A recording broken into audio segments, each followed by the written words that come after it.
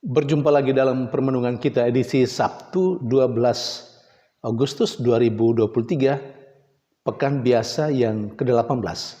Bacaan-bacaan liturgi hari ini, bacaan yang pertama dari kitab Ulangan bab 6 ayat 4 sampai 13 dan bacaan Injil dari Injil Matius bab 17 ayat 14 sampai 20. Musa dalam bacaan yang pertama hari ini mengingatkan bangsa Israel untuk mencintai dan mengasihi Allah dengan segenap hati, dengan segenap jiwa, dan dengan segenap kekuatan. Bahkan lebih jauh, Musa mengajak bangsa Israel, terutama orang tua-tua, orang dewasa pada saat itu, untuk mewarisi hal ini, yakni mencintai Allah, mengasihi Allah dengan segenap hati, dengan segenap jiwa, dan dengan segenap kekuatan. Itu diwarisi sampai ke anak cucu. Saudari dan saudara yang terkasih,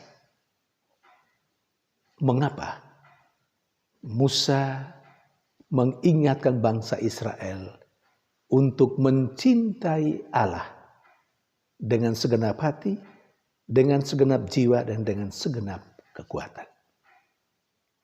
Kalau kita ingat bacaan-bacaan pertama, hari-hari kemarin, di sana sudah dilitanikan, sudah dikatakan betapa Allah mengasihi dan mencintai bangsa Israel.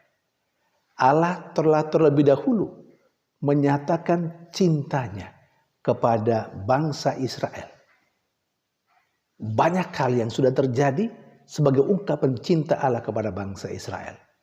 Yang paling istimewa adalah ketika Yahweh Allah mereka mengantar mereka keluar dari tanah Mesir, dari perbudakan Mesir, menuju tanah terjanji. Dan banyak peristiwa yang luar biasa yang terjadi dalam perjalanan di padang gurun itu.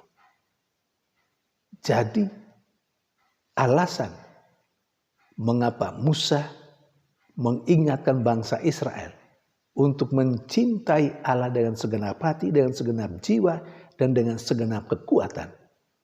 Karena Allah telah terlebih dahulu mengasihi dan mencintai mereka.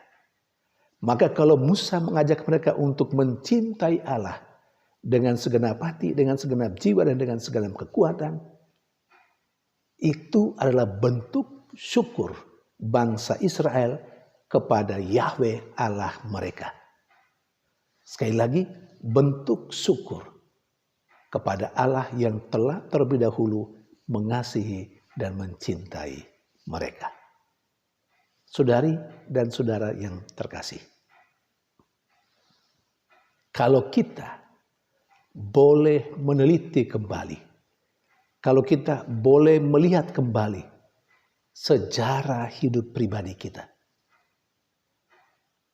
atau kalau kita boleh melihat kembali sejarah kehidupan keluarga kita, keturunan kita, saya yakin bahwa sekian banyak hal yang telah terjadi dalam kehidupan pribadi kita, dalam kehidupan keluarga kita, dalam kehidupan keturunan kita. Peristiwa-peristiwa di mana Allah telah menyatakan kasih yang luar biasa kepada kita. Dan karena itu, kesadaran bahwa Allah telah terlebih dahulu mengasihi dan mencintai kita, baik secara pribadi maupun secara bersama, entah dalam keluarga ataupun keluarga besar, untuk anak keturunan kita.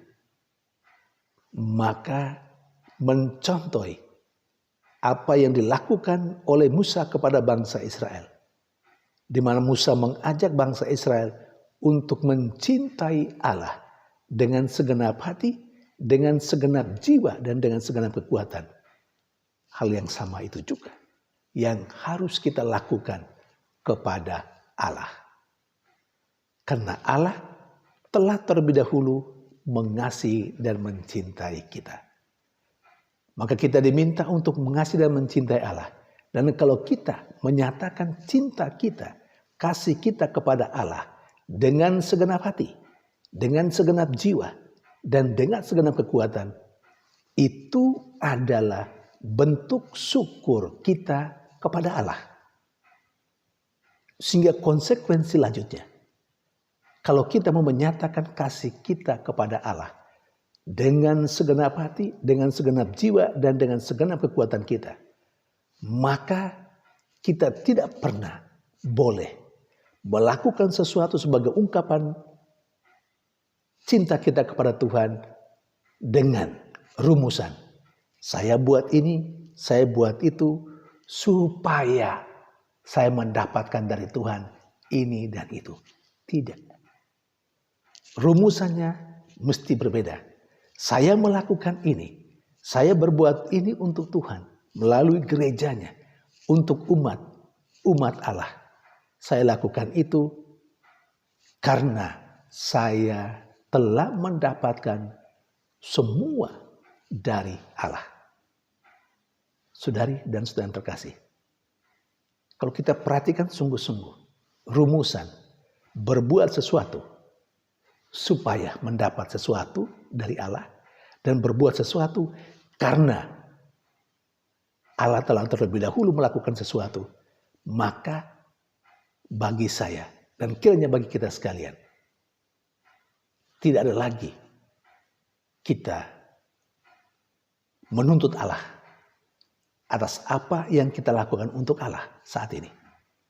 Karena kita sudah terlebih dahulu mendapatkan kasih Allah kepada kita. Jadi kita berbuat sesuatu untuk Allah melalui gerejanya misalnya, itu sebagai bentuk syukur kita. Maka rumusan, sekali lagi saya tegaskan, rumusan bagi kita saat ini yang menyadari bahwa Allah telah melakukan kebaikan bagi kita terlebih dahulu sebelum kita mencintai dan mengasihi Dia, maka rumusan apa yang kita lakukan? Kita melakukan ini dan itu karena, bukan sebaliknya, kita melakukan ini dan itu untuk Allah, untuk gerejanya, supaya kita mendapatkan dari Allah. Itu tidak logis. Saudari dan saudara terkasih, kalau kita melihat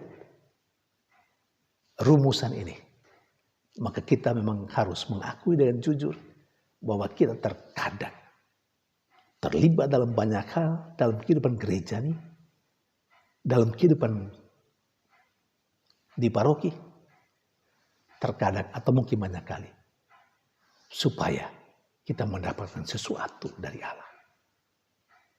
Seakan-akan selama ini kita tidak pernah mendapatkan sesuatu dari Allah. Kalau kita menyadari bahwa kita sudah mendapat banyak dari Allah, maka apa yang kita lakukan untuk Allah saat ini adalah bentuk syukur. Dan karena itu kita melakukan karena kita telah dicintai terlebih dahulu oleh Allah. Saudari dan saudara terkasih, sementara dalam bacaan Injil, Yesus menegur para muridnya karena mereka tidak beriman atau kurang percaya. Bukti bahwa mereka kurang percaya, kurang iman adalah bahwa para murid Yesus tidak sanggup menyembuhkan seorang anak yang sakit ayan. Karena itu Yesus menegur mereka. Karena sebelum Yesus menegur mereka, ada seorang ibu yang datang kepada Yesus yang minta supaya Yesus menyembuhkan anaknya yang sakit ayan. Dan ibu itu mengatakan bahwa dia sudah membawa anaknya kepada murid-muridnya, tetapi mereka tidak bisa menyembuhkan. Dan bagi Yesus, itu karena para muridnya kurang percaya.